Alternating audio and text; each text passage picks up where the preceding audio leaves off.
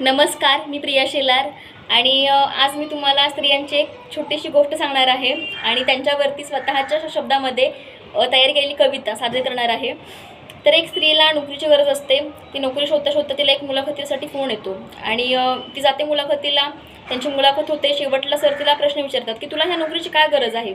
तेव्हा ती महिला उत्तर देते की सर मला घर बांधायचं आहे। तर सर म्हणतात की का तुला घर नाही आहे का बरं। तर ती म्हणती आहे पण नवऱ्याचं आहे। तर म्हणतात मग तुला का हवं आहे। तर ती म्हणते की सर बघा माझं लग्न झालं की नाही बरं। तेव्हा मला आईने सांगितलेलं की बघ पोरी लग्न झालं आहे तुझं, नवऱ्याची तू आता अर्धांगिनी का। बघ पोरी लग्न झालं आहे तुझं आता, नवऱ्याची तू अर्धांगिनी। त्याच्या कुटुंबासाठी झटायचं ही तुझी जबाबदारी, त्याच्या कुटुंबासाठी आयुष्यभर झटायचं ही तुझी जबाबदारी। जन्म आपला स्त्रीचा मातृत्व आपली ओळखण, जन्म आपला स्त्रीचा मातृत्व आपली ओळखण। रांधा वाढा उष्टी काढा यालाच मानावं बाईचं खरं जीवन, रांधा वाढा उष्टी काढा यालाच मानावं बाईचं खरं जीवन। बोललंच कुणी वाईट साईट घ्यायचं पोटामध्ये घालून, बोललंच कुणी वाईट साईट घ्यायचं पोटामध्ये घालून। आणि कोणी विचारतच एखादा प्रश्न द्यायचं उत्तर तोंडावरती हसू ठेवून, आणि कोणी विचारतच एखादा प्रश्न द्यायचं उत्तर तोंडावरती हसू ठेवून। ती मुलगी म्हणते सर जपलं मी माझ्या आईच्या शिकवणीला आणि केलं सर्व काही सहन। सर जपलं मी माझ्या आईच्या शिकवणीला आणि केलं सारं काही सहन, तरी देखील होतोय माझ्यावरती अन्याय अत्याचार। आणि बोलताच मी अन्यायाविरुद्ध एखादा शब्द मला म्हणतात जा तू तुझ्या आईवडिलांच्या घरी। बोलताच मी अन्यायाविरुद्ध एखादा शब्द मला म्हणतात जा तू तुझ्या आईवडिलांच्या घरी। बोलताच मी हे सर्व आईवडिलांना मला म्हणतात लग्न केलं आहे तुझं तेच तुझं घर आणि तेच तुझं सर्व काही।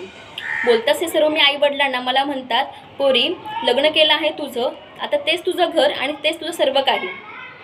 तेव्हा ती मुलगी म्हणते सर बालपणापासून होते मला विविध छंद आणि बऱ्याच गोष्टींची आवड। ती मुलगी म्हणते व्याकुळ होऊन सर होती मला बऱ्याच गोष्टींचे छंद आणि विविध गोष्टींची आवड। घरच्यांशी बोलताच मी या विषयावरती मला म्हणायचे लग्न झालं ना की जोपास तुझे छंद आणि कर तू तुझे स्वप्न पूर्ण। घरच्यांशी बोलताच मी या विषयावरती मला म्हणायचे लग्न झाल्यावरती जोपास तू तुझे छंद आणि कर तुझे स्वप्न पूर्ण।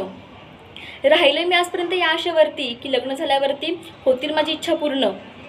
राहिले मी आजपर्यंत या आशेवरती की लग्न झाल्यावरती होईल माझी इच्छा पूर्ण। आता लग्न झालं अडकले संसाराच्या पसाऱ्यामध्ये आणि राहिल्यावर माझ्या इच्छा अपूर्णच। आता लग्न झालं अडकले संसाराच्या पसाऱ्यामध्ये, इच्छा मात्र राहिल्या माझ्या अपूर्णच। त्याच्यामुळे मला नोकरी करायची आहे, मला माझं अस्तित्व निर्माण करायचं आहे, मला माझं घर घ्यायचं आहे स्वतःचं आणि म्हणून मला नोकरी करायची आहे। तर ही कविता आणि कहाणी एका बाजूला, पण खऱ्या अर्थाने समाजापोटी समाजाच्या भीतीपोटी आज देखील स्त्रियांच्या कलागुणांना वाव दिला जात नाही। त्यांचं काम फक्त चूल आणि मूल हेच आहे, हेच त्यांच्या मनावरती बिंबवलं जातं। आणि कुठेतरी आपण कौतुक करतो की स्त्री अशी करते स्त्री तशी करते, म्हणजे आपण त्यांना वाढवूपणा देतो। पण कुठेतरी आपल्या मुलीच्या गुण आपल्या मुलीमध्ये सुद्धा असे गुण आहेत तिकडे आपण दुर्लक्ष करतो।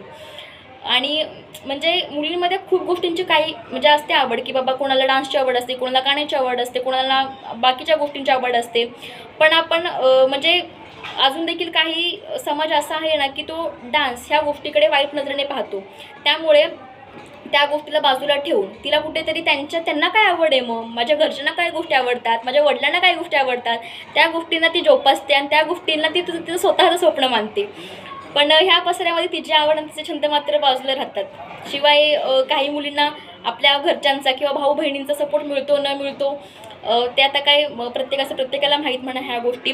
पण तरी देखील आपला देश हा पुरुषप्रधान संस्कृती आहे आणि त्यातल्या त्यात महाराष्ट्रामध्ये म्हणजे आपण म्हणतो की महिलांना आता हल्ली खूप कायदे आलेले आहेत, कानून आले आहेत, त्यांना खूप योजना आहेत। पण तरी देखील आपल्या देशामध्ये अजून देखील स्त्री ही पुरुषांच्या भले खांद्याला खांदे लावून चालते, पण तरी काही घरांमध्ये स्त्री म्हणजे फक्त म्हणजे बाबा रांधावाडा उष्टी काढा हेच तिचं काम आहे हे अजूनही पाहायला मिळतं। तर स्त्रियांबद्दल तुम्हाला काय वाटतं, तुमचे विचार काय आहेत ते मला कमेंटमध्ये नक्की सांगा। आणि कविता कशी वाटली, विचार कसे वाटले तेही मला नक्की कळवा। खूप खूप धन्यवाद।